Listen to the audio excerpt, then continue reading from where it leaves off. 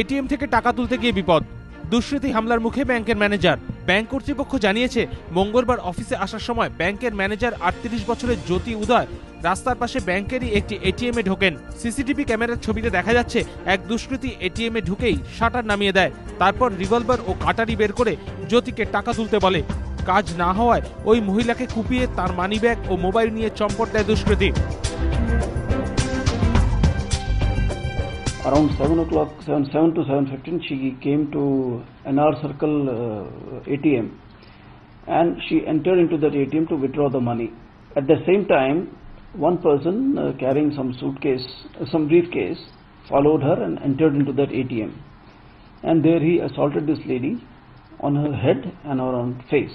And somebody then intervened and then got the shutter opened, and this lady, they informed the police, and the police came and shifted her to hospital. She has gained consciousness now. পরে এটিএমের বাইরে রক্তের দাগ দেখে সন্দেহ হয় স্থানীয় মানুষজনের। খবর দেওয়া হয় পুলিশে। আশঙ্কাজনক অবস্থায় ওই ব্যাংক ম্যানেজারকে উদ্ধার করে ভর্তি করা হয়েছে হাসপাতালে। এটিএম থেকে ঢিলছোড়া দূরত্বে থানা। তা সত্ত্বেও কিভাবে এই ঘটনা ঘটল তা নিয়ে প্রশ্ন উঠছে। এবিপি আনন্দ।